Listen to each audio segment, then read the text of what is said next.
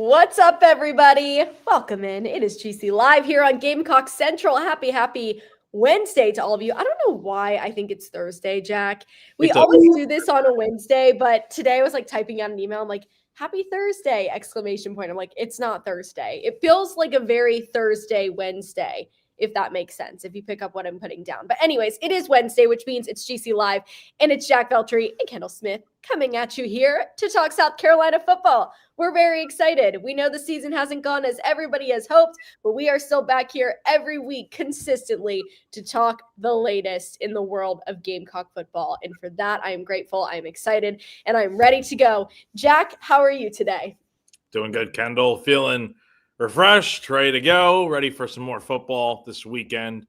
Heading out to College Station on Friday, and hopefully, fingers crossed, get out there safely with the government shutdowns and whatnot, and people's flights getting canceled, and TSA, the whole ordeal going on, that hopefully everything will go smoothly and cover a good football game. Hopefully South Carolina can pull off a massive upset, and we'll be coming back next Wednesday talking about something really fun. Talking about bowl eligibility. Yes. And if not, we'll be talking about what comes next if it's not bowl eligibility. So, but no, I'm doing good, Kendall, and it seems like you got a lot going on there with hockey this weekend at Schurz Field, right? I do. So, yes, as you can tell, my lovely background, which I am just so thankful for. Look at that. Hi, Charlotte. Charlotte looks very pretty today.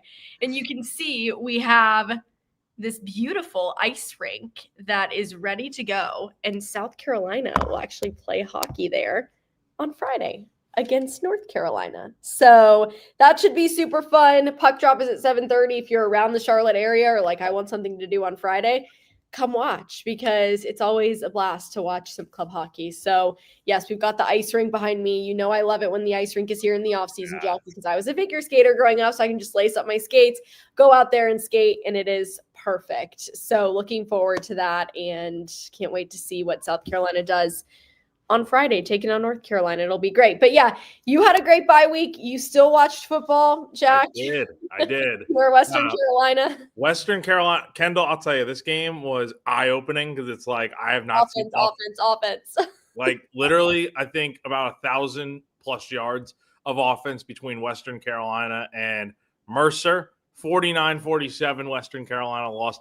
They missed like a 25-yard field goal at the last second that would have won the game. Like it was all set up perfectly, but lost the game. And but a great display of offense that it was foreign to me. I've not seen anything like that this year. So it was refreshing to see no defense and all offense. Okay, well, speaking of offense, that is the perfect segue into talking South Carolina's offense, because we will see potentially a couple new things with it this upcoming weekend, as you have a new offensive coordinator, primary play caller, whatever you want to call it. For the sake of the show, I'm calling it offensive coordinator because that just makes the most sense. Your interim offensive coordinator, even though that's technically not the title, is Mike Furry. He will be making his debut this weekend, and what a tall task he has. South Carolina taking on Texas A&M at noon Eastern this Saturday from College Station. Oh my goodness. Jack has talked about it multiple times on the show now. He believes Texas A&M is the real deal. Okay, shout out Mike Elko. He has got it together with Texas A&M this year. I've always thought Mike Elko is such a great coach, so I'm super happy for him. I think he's a great guy, and Texas A&M has been having themselves quite a year. So for South Carolina, this will not be easy at all.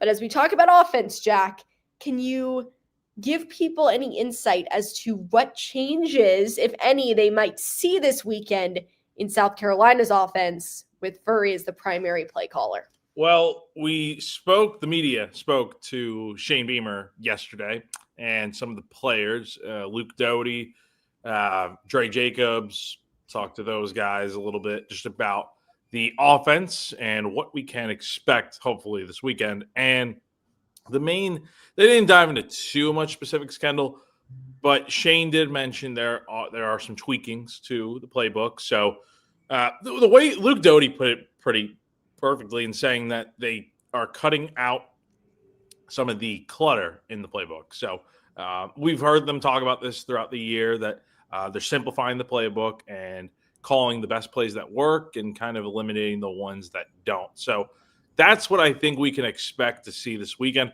I don't expect to see like wholesale changes to like a point where you're calling a completely different offense. Like, no, that's not going to happen. But adding new wrinkles and layers to the offense, yes. So what those look like, not sure yet exactly, but it seems like there's going to be some differences, hopefully, with this offense this weekend in terms of what the play calling looks like. Now, is it going to lead to better results on the field? I'm not sure. That's to be determined on Saturday afternoon in College Station. But what I can say is there seems to be a much different energy. And if you know Mike Furry, if you've ever seen him before, whether it's on our behind the scenes or sights and sounds videos that we did at practice earlier this year, Kendall, I mean, the guy just brings a lot of fun energy, but also like has confidence about him when he's out there. And no disrespect to Mike Shula, the former offensive coordinator for South Carolina, but that his style of coaching seems to be a lot different than Mike Furry's, in that Mike Furry is just so much more energetic and kind of just, again, has that confidence when he's out there coaching. Yeah, he is extremely enthusiastic, very energetic, as you said, and that is quite evident if you have the chance to watch him, especially in these practices that we have the opportunity to go and watch. He is one of the loudest in the building, in the area. So I know a lot of the players really are excited about what he could potentially bring to this offense, and he has the respect of that entire team. So I'm excited to see how it goes for him this weekend. You mentioned the new wrinkles, the new layers. With Mike Furry at the helm now, what is it that you want to see more of offensively, Jack? And what is it that you want to see less of offensively? I think I know where you're going to go with on the less of, but let's hear it. Well, let's put it simply: score more points. I mean, this offense has just not been good through the first 9 games of the year. I mean, it's been rough to watch this offense, but I'm hoping just to see a better product on the field. It's as simple as that, and less of the, I don't know what you're expecting me to say, Kendall, so we'll see if you get it right here. But I just want to see just more of this offense moving the football, scoring points, and less of the sacks, the Lenore Sellers not looking super comfortable in the pocket. Like, step up, make the throws, hit the receivers, less mistakes out there offensively. Just a cleaner overall brand of football offensively. Whether it leads to more points or not, to be determined. But I don't know what I'm expecting points-wise. Hopefully somewhere closer to 30. Like, again, 10 plus points is not going to win you this game. You need 20 points isn't going to win it. You got to get somewhere in the 30s, in my opinion. Yeah, I would completely agree. I actually thought you were going to say less runs up the middle. That too. If you really want to get into my prediction, but that was very specific. If you want to get into the nitty gritty, yes, I would say like don't be like Mike Shula and call runs up the middle so often. Like, it's okay to get creative like that, but yeah, just stuff that makes it feel like, okay, this is different. This isn't the same. It's the same offense, but the way in which it's being called is different than what Shula had called, if that makes sense. I want to see South Carolina just play like they have nothing to lose, because honestly, at this point, they really don't. I mean, yes, they could lose bowl eligibility this weekend, but I don't really think anyone is expecting that at this point. If that happens, that is icing on the cake. That is amazing. And gosh, prove me wrong. Like, I really, really hope that happens for South Carolina, but no one's probably expecting that really to happen at this point in time. So I just kind of want to see them just go out there. If you're going to lose, like, and I need to figure out a better way to say this, because I don't want to say lose in a big way, but like, if you're going to lose, like, lose with just like throwing all your spaghetti at the wall to see what sticks, in my opinion. Just go at it, see what you can do, get creative with the play calling, deep shots. Like, that's what I want to see. Explosive plays. Like, let's get this thing ramped up a little bit and let's get some energy going. I think that needs to happen early on in the game. We always talk about that, like starting fast, setting a tone. But I think for South Carolina, it's just like right out the gate. Like, yes, we love to see drives that are scheduled and on time and take a certain amount of time. And yeah, that's all great. And that is what you want to see majority of the time. But there are some times when you need to come out and you just need to set the precedence. And I'm hoping that South Carolina will do that this Saturday. We will have to see. It is a very difficult Texas A&M team that they are going up against. So, Jack, as we look at it, what stands out about this Texas A&M team that you feel like makes them legit? Because that's what you keep saying. You keep saying, I do feel like sometimes in the past it's been a little all talk, no action with Texas A&M. Now you feel like they're the real deal. Why? I think it goes back to what you said earlier, Kendall. Mike Elko, the head coach over at A&M, just doing a really good job with this program. And kind of, I think the questions have probably come out in College Station about, like, because typically around this time of year, we're so used to A&M dropping it, laying an egg, losing some games that, kind of derail their season, and they end up with 3, 4, 5 losses by the end, and it's like they start out so well. We saw it exactly like this last year, where A&M was, I believe, if I'm remembering correctly, I believe they were unbeaten coming into Williams-Brice Stadium, or had one loss coming into Willie B last November, and then once they lost to South Carolina, that ruined their season, and they kind of fell apart from there and finished the year with 5 losses. So I say that because we've seen that over and over again of every year, whether it's under Kevin Sumlin, Jimbo Fisher, Mike Elko last year. A&M has typically crumbled at some point in the season. That has not happened this year. A&M, I've said it before, A&M looks legit. They look like you could argue they are the best team in the country. And I think people would be like, okay, like I understand it. The thing with A&M is very good defensively. They're going to put up a lot of points. We've seen it throughout the season. I think it starts with Marcel Reed, who's back for his second year as the starter under center, was a freshman last year that did play in this game against South Carolina, started against them. And, this year he's taken a massive step in the right direction. He's thrown for nearly 2,200 yards. He's got 19 touchdowns, 6 interceptions, only 7 sacks. And he's also such a massive threat on the ground. He is what I think Lenore Sellers and a lot of people thought Sellers was going to be this season, because Marcel Reed also has 378 yards rushing with 6 touchdowns. So he's a very dynamic player. He's going to be tough to stop this weekend. But I think, if anything, it helps that South Carolina has Lenore Sellers, and he's kind of a similar player to Reed in that he can beat you with both his arm and legs. So I think in practice this week, that's probably been a point of emphasis of, like, hey, we get to go up against Sellers every day. It's no different than preparing for Marcel Reed, but they can also run the football with Reuben Owens, Le'Veon Moss, who I believe got hurt very early on in this game against South Carolina last year, missed the rest of the season. Now he's back this year. Not as productive as he had been in the past. And then they got really good receivers. Mario Craver, really good, 775 yards. And then KC Concepcion, a guy that South Carolina was seemingly pretty interested in the transfer portal, went to Texas A&M instead. 629 yards of receiving, Kendall, 8 touchdowns. That leads the team. Those two guys are as dynamic as it comes and going to be really, really tough to stop. And then you look at this defense. I mean, they've got some dogs on this team. Cassius Howell's got 10.5 sacks this year, Kendall. 10.5 sacks. And he's only made 21 tackles this year. That's insane to think about. Like, we're talking about like a Kyle Kennard type of season for them over in College Station. And he leads them in sacks by quite a mile. So all that to be said, Kendall, I think I laid it out. This is a very, very good team. And it's different than years past because they've gone on the road, beaten Texas A&M or beaten Notre Dame. They went to Missouri last week, beat a good Missouri team pretty handily.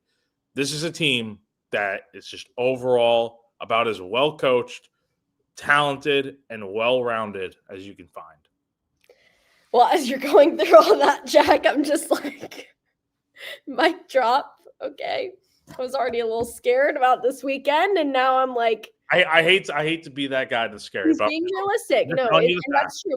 The realistic truth of the matter is Texas A&M is an excellent team, and they don't really have a lot of points that you can look at and say they're weak in that area.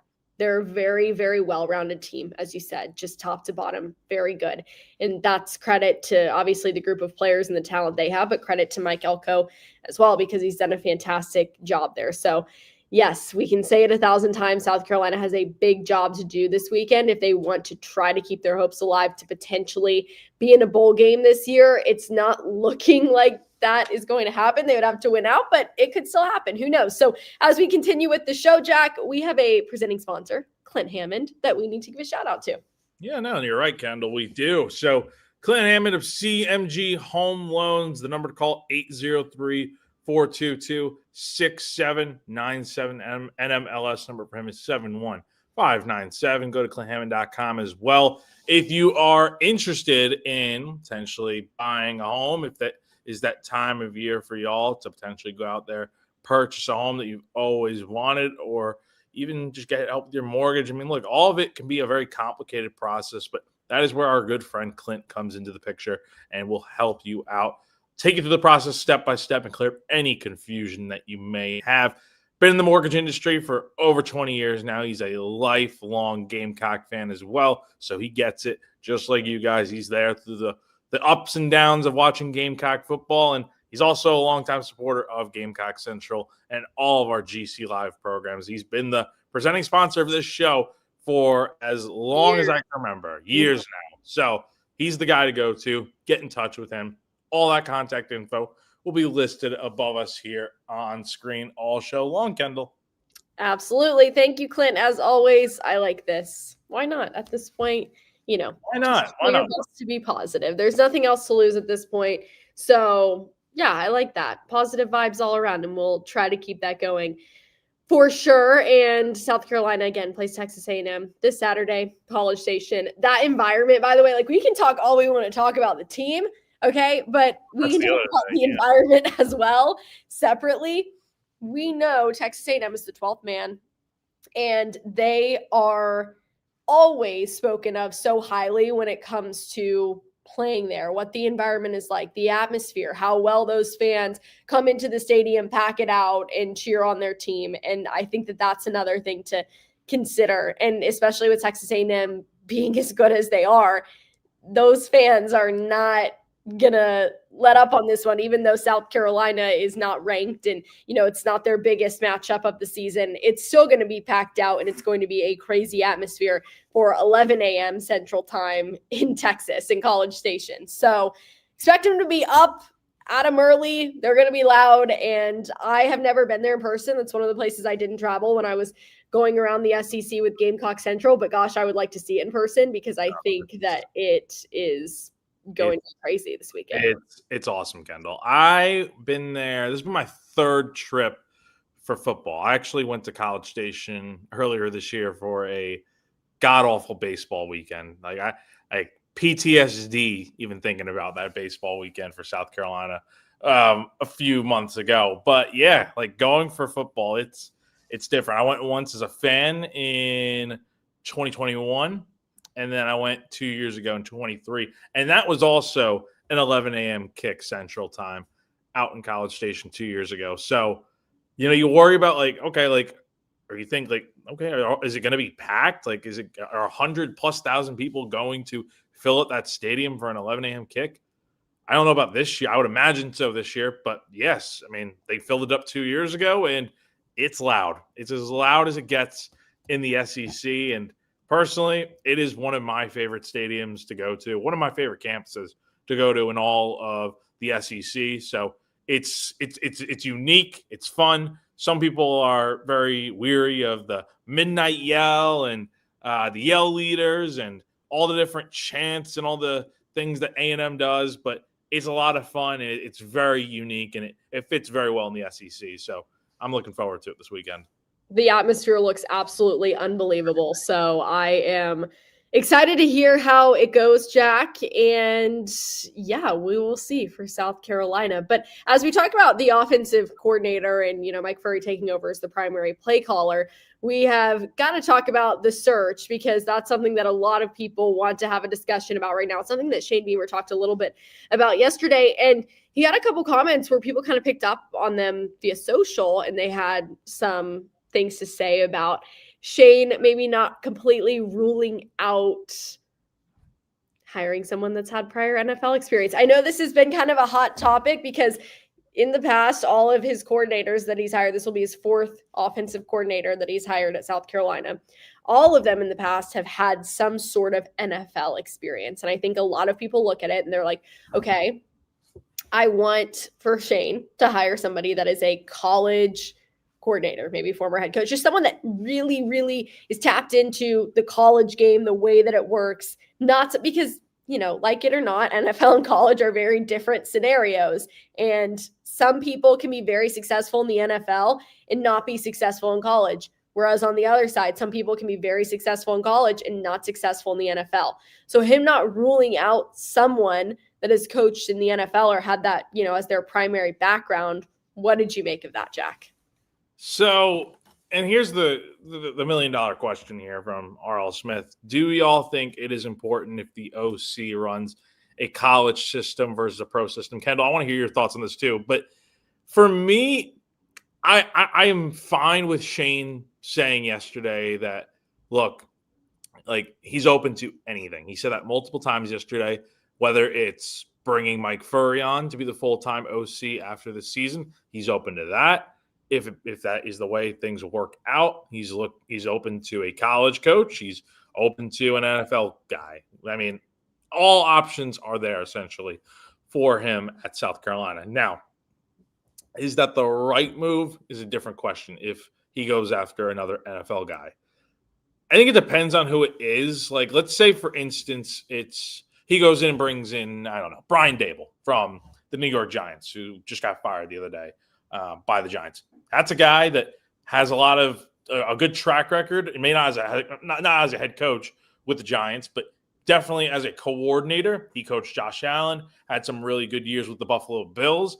And then he was also, I think people forget this, he was the offensive coordinator when Alabama won the national championship in 2017. So he's got a lot of, and that was only 1 year. So he's got experience coaching at the college level, doing very well in the SEC. And he's also done a good job as an OC in the NFL. That's just an example. I'm not saying that's going to happen. I'd like it to happen. It could be a really good choice that you could go after. So, and I don't know exactly what type of system or style of offense Brian Dable runs, but you can imagine it's probably pro style. So I think it just depends on the situation, who you're going to get, what the track record is. I don't really care what type of offense these coaches run. Just have a good background and show that you've got proven results. Not saying Mike Shula doesn't have the credentials to be the offensive coordinator. Does he led an offense that went to the Super Bowl in 2015 with the Panthers? He coached Cam Newton to an MVP. I mean, the results were there. Al Loggins, I mean, I think people viewed him as I think there was an article that came out years ago that he was the worst offensive coordinator in the NFL when he was with, I think, the Chicago Bears. So, I mean, Marcus Satterfield, same thing. There were a lot of critics with him, yet he went out there and helped this offense put up 63 points against Tennessee a few years ago. You know, Shane kind of went down that rabbit hole yesterday of, he was asked a great question about, you know, will you go after a NFL coordinator or will you kind of, do something different? And he went down that whole rabbit hole for like 5-10 minutes of just kind of defending his hires and kind of shutting down the narrative that he's gotten these hires wrong. Has it been were the hires consistent with putting up points? No. I mean, not enough, but it's not like they were all terrible hires. I mean, Shula, you could say it was a really bad hire, but it was the right move to bring him aboard. Dow Loggins did some good things with this offense, just not consistent enough. Same deal with Marcus Satterfield. So to kind of answer the shortened version of this question is, I think they definitely need to explore all options. And I would prefer a college style system. I just think go get someone from the college game that's proven they can do it. And let's see what kind of difference that can make. Because running the pro style here at South Carolina this season has not worked with a guy like Lenore Sellers. And if you want to bring him back next year and have him have a successful season before heading to the NFL, if he does decide to come back, I just think you need an entirely different system, a new voice in that offense, whether it's Furry, college, pro, whatever. Something's got to look different next year. Well, I think you need someone that can come in and like adapt right off of the bat. And I think that's the biggest thing. People talk about Dow Loggins and Marcus Satterfield.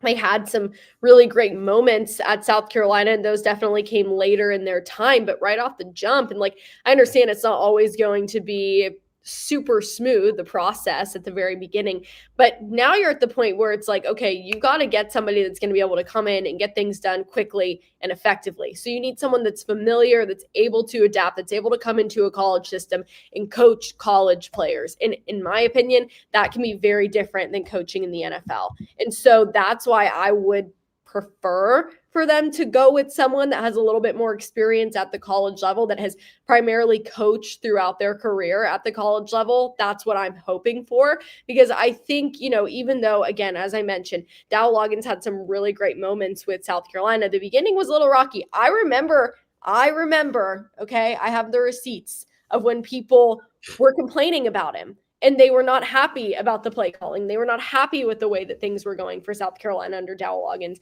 Same thing with Marcus Satterfield. Those memories are not too distant from me. I remember when that was the case. So I think it's just about having someone come in that's able to get in and get it off the ground quickly and get things going. And maybe that's a little bit easier for someone that's more familiarized with the way things work at the college level. Again, people will say, football is football, and that is true, but there's a big difference between playing in the NFL, playing in college, coaching in the NFL, coaching in college, and they're two different kind of systems, different people that you're playing against, different matchups, different scenarios that you'll encounter during games, different decisions that you have to make. And that is why I'm hoping that South Carolina, again, goes a little bit more traditional this time and goes with somebody that really is in tune with what's going on right now at the college level. So that's where I'm at, and it's got to be quick. Yeah, there's not really a grace period that's going to be allowed this time. There's not, oh, well, things are just getting started and it's week 2 and South Carolina only scored 14 points. That's not going to be acceptable. It has to be pretty much immediate. And I hate to say that, because I'm always the first person to be like, okay, relax on the instant gratification. It's a process. Not every process is linear. I've said that many, many times on the show, that there are going to be ups and downs and roller coasters and moments of highs and lows.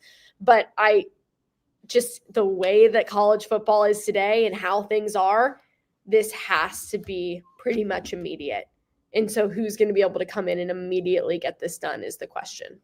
Yeah. I mean, you're right, Kendall. I mean, the magnitude of this hire is going to be massive. I mean, a lot of things could be impacted by how this hire works or doesn't. I mean, Shane Beamer, for instance, might be out of a job next year if this hire does not go according to plan. Like, you're going to have, I think we don't know exactly what kind of financial backing they'll have in terms of, like, do they have unlimited? Obviously, money is not going to be unlimited, but you're going to have a handsome amount of money, the open checkbook, if you will, to kind of go out and get who you want to make this right. And, most coordinators, high paid ones, are probably getting about $1.5–2 million a season, if not a little bit more.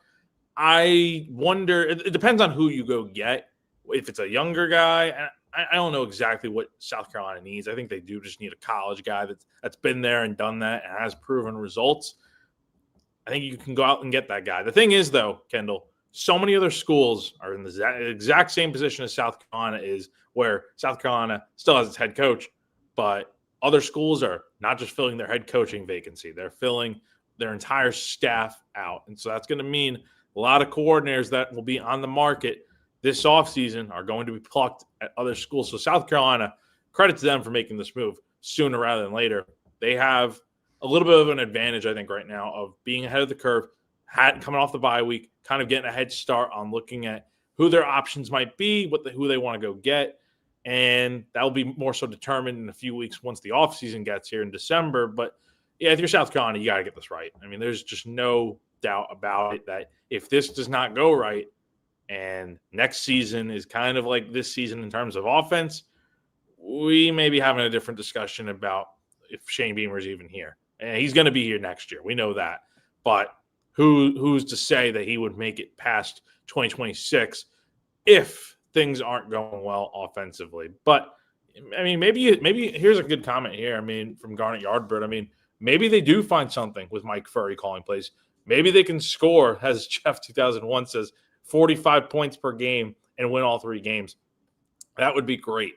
That would be great. Would it be a gamble to bring back Mike Furry as the offensive coordinator? I think he's going to be back next year regardless, but promote him full-time to the OC? Be a bit of a gamble. But look, if the results are there on the field and it's just like too good to be true, how good the numbers he is putting up, I think you might have to take a gamble on him. But I think for South Carolina to get this thing right, you got to go outside. You got to go different than what you have with your first 3 hires here, whether it's going away from the NFL, something different just to make sure that this works out. I think take a gamble in that way. Well, one last point before we get on to our sponsors. I think that the one thing with hiring Mike Furry, and he could come in and just crush it over these next 3 weeks and totally earn it. And I have a ton of respect for him, and I think he's really, really good at what he does. If it backfires, though, next year, people are going to say that Shane decided to stick, with his loyalty. And I feel like that, like it or not, that's just what people say. That is the perception from some people in the fan base, is that Shane is a very loyal person and that, he has friends that come in and coach and, that might be an argument for them next year is if you don't go outside, you don't make this hire outside, and then it doesn't go well next year, people might say, oh, well, you just went with the, someone that's been on the staff, someone that you felt a sense of loyalty to. Not saying that's why the decision would be made. I'm not saying it's right or wrong. I just can see how that would turn into an argument if next year things don't go well. But I think that there's also the side of it where if Furry does very well over these next 3 games, what do? He's taking an offense that's really struggled.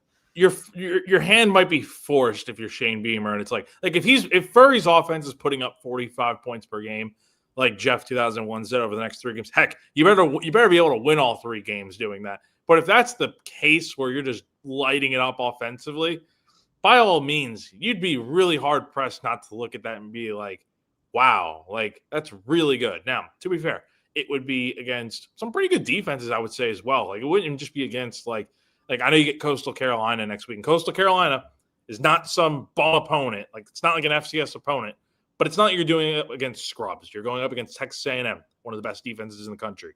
You're doing it against Coastal Carolina, and you'd be doing it against Clemson, who also has a pretty good defense with a lot of NFL talent there. So this is going to be real interesting to see how these next 3 games go, because if this offense does light it up, Kendall, I would not blame Shane Beamer if he went down that it's not just loyalty. It's also just the fact of like, hey, if this guy can call plays and he's doing very good offensively with an offense that was bottom of the SEC all season, I think you have to look at it like, hey, like, let's give it a shot. Why not? And another interesting comment before we get into the ad reads here. EXO brings up a really good point. Who installs a new offense and is great in the first year?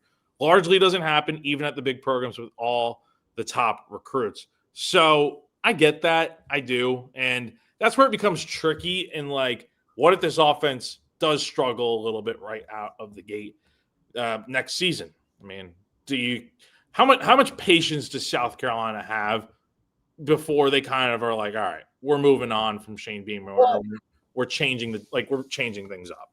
I mean, I don't think that it's tough because I don't think that South Carolina has a lot of room for patience right now in this world of college football. Does college football have patience in general? And that's genuinely a question you have to ask yourself. Like, it's tough to ask that because I do think now this is crazy. Like the James Franklin situation to me is crazy. Like he was one play away from coaching in a national championship last year, and now he's out of a job, not even a year later. So does college football as a whole have patience? No, like I agree. It is. I think that the stakes are so insanely high at college football, at the level of college football that we're at now. It is kind of ridiculous in my opinion. But I also think that now there's not a lot of patience to be had. And whether that's fair or that's unfair, that should be or shouldn't be the case. People are losing their patience right now with South Carolina because they have severely underperformed this year. And I don't think people have room for that next season. No, and you've already made 2 coaching changes. So realistically, or more ideally, the next thing up would be like, okay, you fired your O-line coach, you fired your OC. You got to make your own hires this offseason with more resources potentially than before. You have a good recruiting class seemingly coming in. You've got this. That's the other thing. You have a lot of talent on this team, and it's just for whatever reason just not translating to success. I do think though South Carolina is only one good OC hire away from this thing really working out. And I think a lot of people are saying, like, oh, if the offensive line finally improves, then things will be really, really good, which I can totally understand that sentiment. But look at last year with how dangerous South Carolina was when this defense was as good as it was under Clayton White, historical type of season. And then in that final month of the season, when I don't know what happened, but this offense caught lightning in a bottle, and Dowell Loggins was just in his bag, calling really good plays, and this offense was putting up a lot of points per game in that final month of the season. That was when South Carolina was at its best under Shane Beamer. Get this hire right with an OC, retain Clayton White moving forward with all this coaching carousel stuff going on, and add more pieces in the portal, and hopefully you bring back Lenore Sellers too. That's a lot to ask for, but I really do feel like South Carolina is not that far off from being right where they want to be, because look at it this year. It's like they've been in a lot of these games in the fourth quarter. They just haven't finished because this offense has been so tough to watch. Yeah, I agree. I do think that you're right. Like, to hear that is hard. Like, they're not that far off. And I know that Shane Beamer says it a bunch, but I truly believe that. Like, there's just a few things that I think South Carolina needs to fine tune here and there. And I do think, they have the ability to be a very, very good football program. And we know that Shane Beamer is not going to stop until he gets there. He's very driven and determined to do that. So, we want all the best for them. And it's just going to be interesting to see how these next couple months pan out. But Jack, let's give a shout out to our sponsors as promised. Yes. So let's start with Palmetto Golf and Belts. So if you are like me and you love golf, you need to check out palmettogolfing.com for the latest custom-made gear. Even if you don't play golf, that's okay. Palmetto Golfing and Belts is a great place to grab a gift for your favorite golfer. And look, Christmas season is here. Like, I already got my tree lit up here in the background behind me here that you can't see on screen. And it is that time of year to get that list in order. Go get those gifts for those favorite people in your life. And they've got custom golf gloves, golf tees, golf towels, all available in garnet, cross design, palmetto tree and moon design, so much more. One of the coolest things in the shop is the needle point belts, which are extremely well made, but also more affordable than many of the others on the market.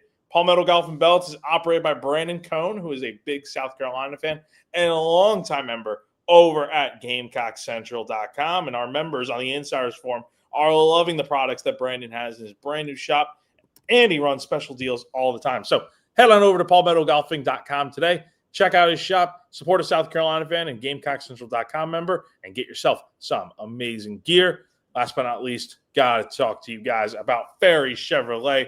If you're a South Carolina fan who is interested in a new or even a used vehicle, make sure you check out our friends over at Ferry Chevrolet out in Orangeburg, South Carolina, led by a fourth-generation dealer in Joseph Ferry.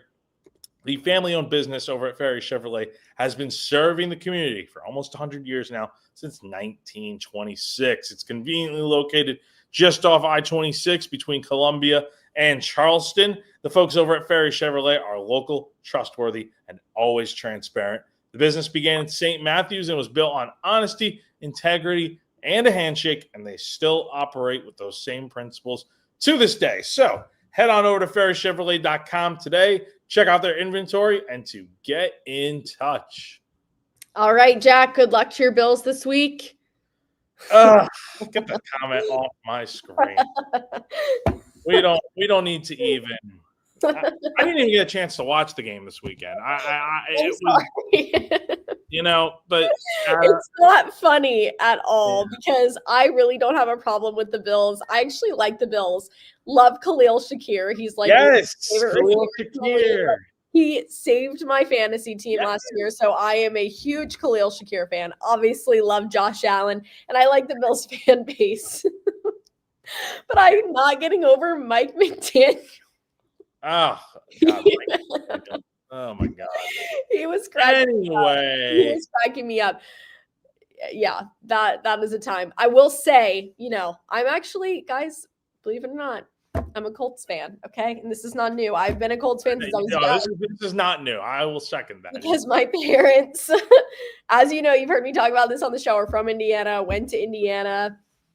And so I grew up a Colts fan. So it's good times to be a Colts fan. And I'm feeling very positive about Daniel Jones and in this season. Carly Ursay crushing it. So loving that for the Colts.